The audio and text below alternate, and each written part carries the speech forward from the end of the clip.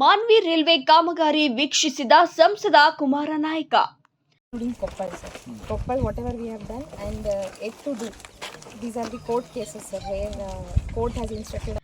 ಮಾನ್ವಿ ತಾಲೂಕಿನ ಹಿರೇಕೊಟ್ನೇಕಲ್ ಗ್ರಾಮದಲ್ಲಿ ರಾಯಚೂರು ಸಂಸದ ಕುಮಾರ್ ನಾಯಕ ಮುನಿರಾಬಾದ್ನಿಂದ ಮೆಹಬೂಬ್ ನಗರ್ ರೈಲ್ವೆ ಕಾಮಗಾರಿಯ ಪ್ರಗತಿ ಪರಿಶೀಲಿಸಿ ಮಾತನಾಡಿದ ಅವರು, ಮುನಿರಾಬಾದ್ನಿಂದ ಮೆಹಬೂಬ್ ನಗರ್ ರೈಲ್ವೆ ಕಾಮಗಾರಿಯನ್ನ 2 ಹಂತದಲ್ಲಿ ಕೈಗೊಳ್ಳಲಾಗಿದ್ದು, ಮೊದಲ ಹಂತದಲ್ಲಿ ಸಿಂಧನೂರಿನಿಂದ ಹಿರೇಕೊಟ್ನೇಕಲ್ವರೆಗೆ ನಡೆಯುವ ಕಾಮಗಾರಿಯನ್ನ 2027 ಡಿಸೆಂಬರ್ ಕೊನೆಯ ವೇಳೆಗೆ ಪೂರ್ಣಗೊಳಿಸಬೇಕಾಗಿದೆ.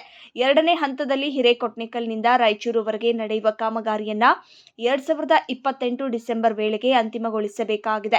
ಮುನಿರಾಬಾದ್ನಿಂದ ಮೆಹಬೂಬ್ ನಗರ್ ರೈಲ್ವೆ ಕಾಮಗಾರಿಗೆ ರಾಯಚೂರು ಜಿಲ್ಲಾ ವ್ಯಾಪ್ತಿಯಲ್ಲಿ ಅಗತ್ಯವಿರುವ ಅಂದಾಜು 1321 hectare ಜಮೀನನ್ನ ಸ್ವಾಧೀನಪಡಿಸಿಕೊಳ್ಳಲಾಗಿದೆ.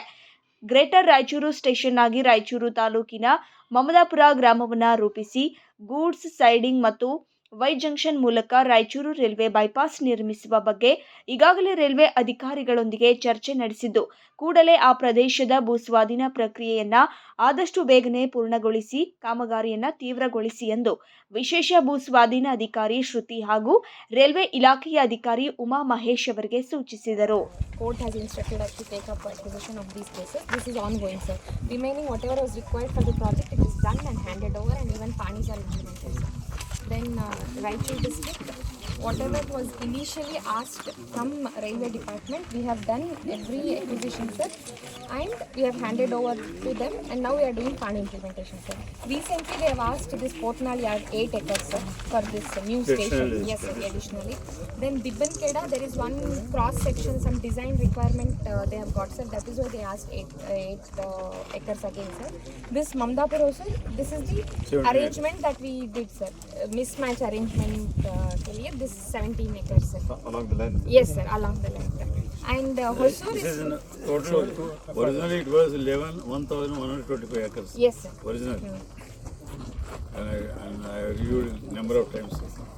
Raichur was 1,100 acres. Now because of this additional land acquisition, it has increased. ರಾಜ್ಯ ಸಣ್ಣ ನೀರಾವರಿ ಹಾಗೂ ವಿಜ್ಞಾನ ತಂತ್ರಜ್ಞಾನ ಸಚಿವರಾದ ಎನ್ಎಸ್ ಬೋಸರಾಜು ಮಾತನಾಡಿ, ರೈಲ್ವೆ ಮಾರ್ಗದಲ್ಲಿ ಬರುವ ಸೇತುವೆಗಳ ನಿರ್ಮಾಣಕ್ಕೆ ಕ್ರಮ ಕೈಗೊಳ್ಳಿ. ಪೊತ್ನಾಳ ಸೇರಿದಂತೆ ಇತರೆ ರೈಲ್ವೆ ನಿಲ್ದಾಣಗಳ ನಿರ್ಮಾಣಕ್ಕೆ ಅಗತ್ಯವಿರುವ ಭೂಮಿಯನ್ನ ಸ್ವಾಧೀನಪಡಿಸಿಕೊಳ್ಳಿ. ಕಾಲಮಿತಿಯೊಳಗಾಗಿ ಕಾಮಗಾರಿಯನ್ನ ಪೂರ್ಣಗೊಳಿಸುವುದಕ್ಕೆ ಆದ್ಯತೆ ನೀಡುವಂತೆ ಅಧಿಕಾರಿಗಳಿಗೆ ಸೂಚನೆ ನೀಡಿದರು.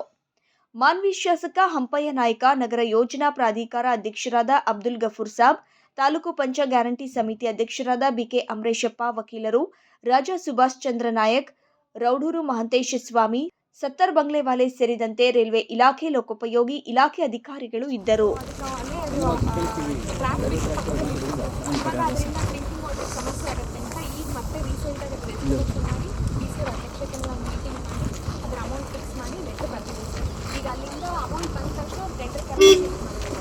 ಅಲ್ಲಿ ಆಗೋರ್ಗೆ ಅದು ಇರಬೇಕು. ಎರಡು ವಿಲೇಜ್ ಡಿಪೆಂಡ್ ಮತ್ತೆ ನೀರು ತುಂಬ ಬಸ್ ಅದು ಯಾವುದು ಡಿಸ್ಟರ್ಬ್ ಮಾಡೋದು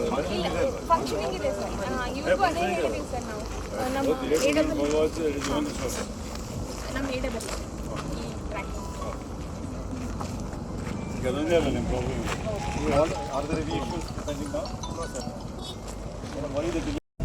Inside problems, they are not taking the amount and they are not allowed to do the work also.